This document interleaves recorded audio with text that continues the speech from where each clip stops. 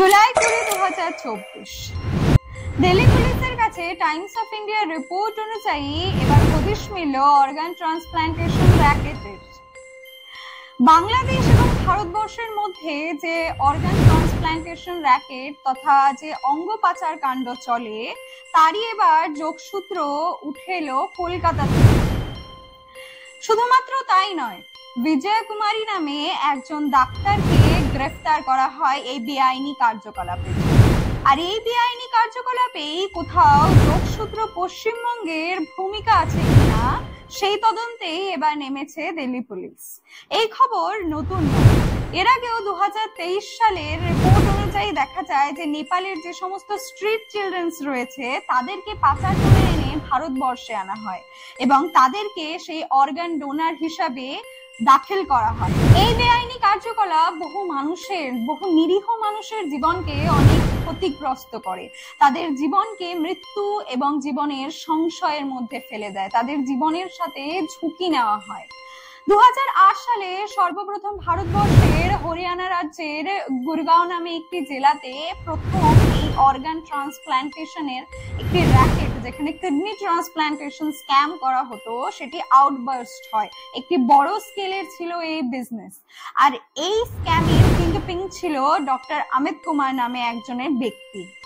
এই ডক্টর অমিত কুমার, পুলিশের রিপোর্ট অনুযায়ী বলা হয়, প্রায় 600টিরও বেশি কিডনি ট্রান্সপ্লান্টেশন করেছে এখনো পর্যন্ত এবং বারবার ইনি পলাতক হন এবং পুলিশের হাত থেকে গ্রেফতার হওয়ার পরেও বেল নিয়ে আবার সেই বেআইনি কার্যকলাপের সাথে নিজেকে যুক্ত করে নেন শুধুমাত্র টাকার জন্য, টাকার বিনিময়ে। এবং শুধুমাত্র তাই নয়, জানলে অবাক হবেন যে এই অমিত কুমার কোনো স্পেশালাইজড বা কোনো সার্জন নন, কোনো প্র্যাকটিশনার নন, ইনি একজন আয়ুর্বেদিক ডক্টর।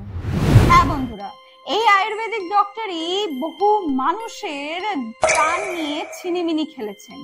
এই আয়ুর্বেদিক ডক্টরই শুধুমাত্র টাকার বিনিময়ে কোনো রকম স্পেশালাইজড সরকারি বা কোনো স্পেশালাইজড কোনো ইনস্টিটিউশন থেকে ডিগ্রি না থাকা সত্ত্বেও বহু মানুষের প্রাণকে সংকটে ফেলার চেষ্টা করেছে।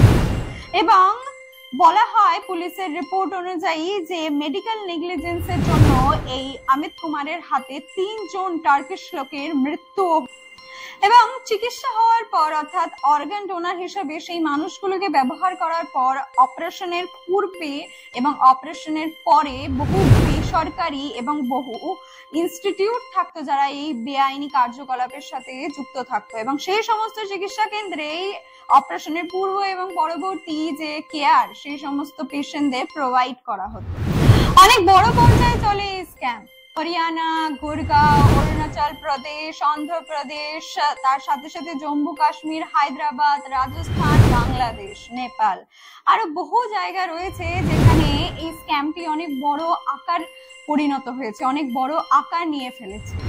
এবং তার সাথে সাথে এই যে স্ক্যাম গোটা ভারতবর্ষ ব্যাপী চলছে, যে শিকারীরা নিজেদের ফাঁদ পেতে রেখেছে নিরীহ মানুষগুলোর জীবন নিয়ে ছিনিমিনি খেলার জন্য।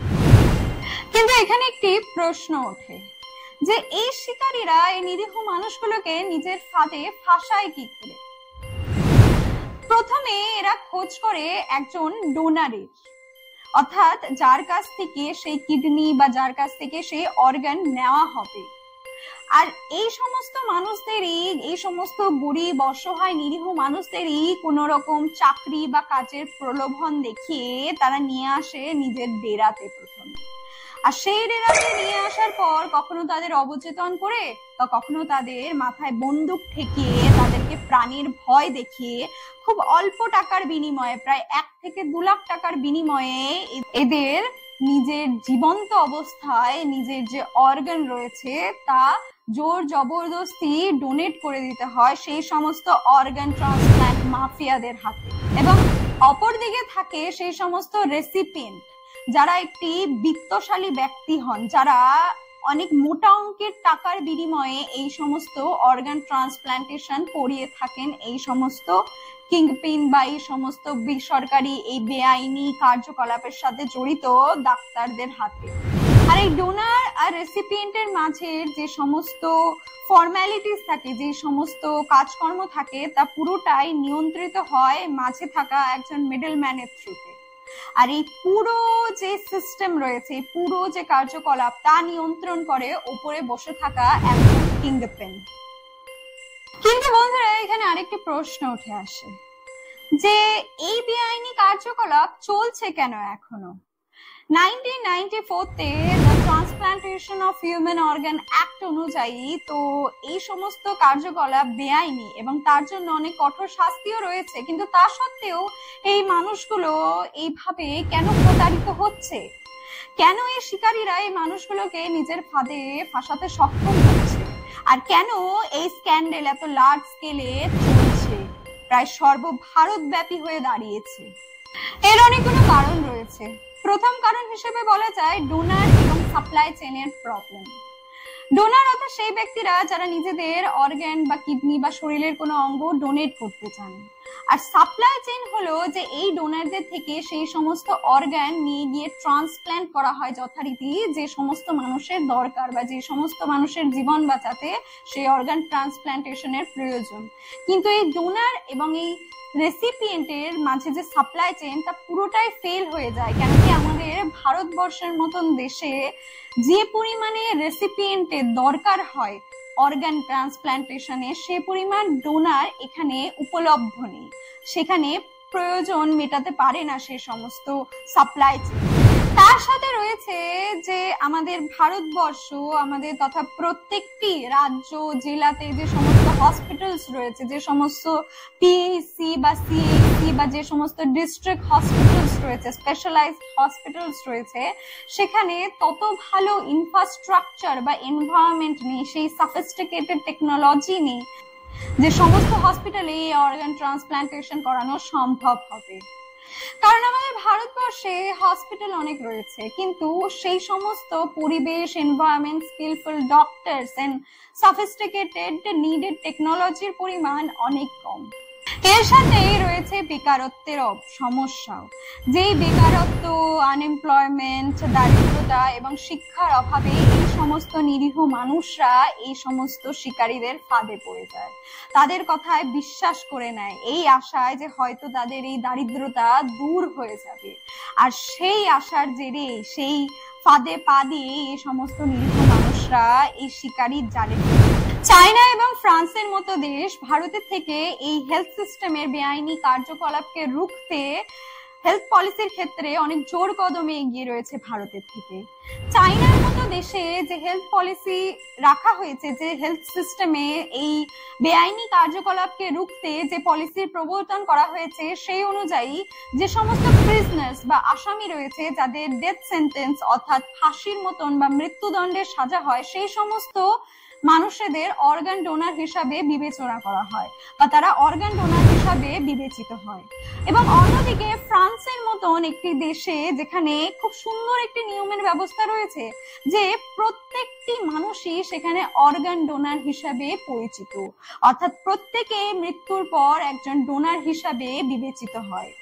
কিন্তু এক্ষেত্রে একটি স্বাধীনতাও দেওয়া হয়েছে। যদি কোনো মানুষ সেক্ষেত্রে রিফিউজ করে, প্রত্যাখ্যান করে অর্গান ডোনেট করতে, তবে সে একটি স্বাক্ষরনামা সাইন করে নিয়ে সেই অনুযায়ী সে থেকে রিফিউজও করতে। খুবই দুঃখের বিষয় যে সরকারি প্রযুক্তির অভাবে, সরকারের পলিসির অভাবে, একটি হেলদি ইনফ্রাস্ট্রাকচারের অভাবে এবং তার সাথে সাথে ভারতীয় মানুষদের যে স্বাস্থ্য সচেতনতা, তার অভাবে, শিক্ষার অভাবে সমস্ত শিকারীরা এই নিরীহ মানুষদের জীবন নিয়ে ছিনিমিনি খেলছে। আজ বর্তমান অবস্থায় এই অঙ্গ পাচার চক্র প্রায় একটি বৃহৎ ব্যবসাতে পরিণত হয়েছে, যা বহু মানুষের জীবনকে ঝুঁকিতে ফেলে দিচ্ছে। অতএব আপনার এবং আমাদের উচিত, আমাদের সকলকে মিলে উচিত যে এই বেআইনি সিস্টেমে কার্যকলাপের এগেইনস্টে রুখে দাঁড়ানো, একটি অঙ্গীকার দেওয়া এবং তার সাথে সাথে প্রত্যেকটি মানুষকে এই বিষয়ে সজাগ করা, তাদের প্রত্যেকজনের কাছে এই মেসেজটি পৌঁছে দেওয়া যে তারা যেভাবে প্রতারিত হচ্ছে সেভাবে জানি অন্য কেউ প্রতারিত না হয়। এটি আপনার দায়িত্ব, আমার দায়িত্ব। এবং তার সাথে সাথে সরকারের উচিত নতুন কোনো হেলথ পলিসি অবলম্বন করে এবং নতুন কোনো সিস্টেমের থ্রুতে এই বেআইনি কার্যকলাপকে যাতে রুখা যায় সেই প্রচেষ্টা করা, এবং আমাদের প্রত্যেকটি জেলা প্রত্যেকটি রাজ্যের যে হসপিটাল ইনফ্রাস্ট্রাকচার তাকে আরো ইমপ্রুভ করা, যাতে এই সমস্ত মানুষেরা কোনো রকম সুযোগ না পায় এই নিরীহ মানুষগুলোর সাথে প্রতারণা করতে। আপনার এবং আমার সকলের দায়িত্ব সকলকে সজাগ করা, সকলকে সাবধান। ভালো থাকবেন, সাবধানে থাকবেন, সজাগ থাকবেন।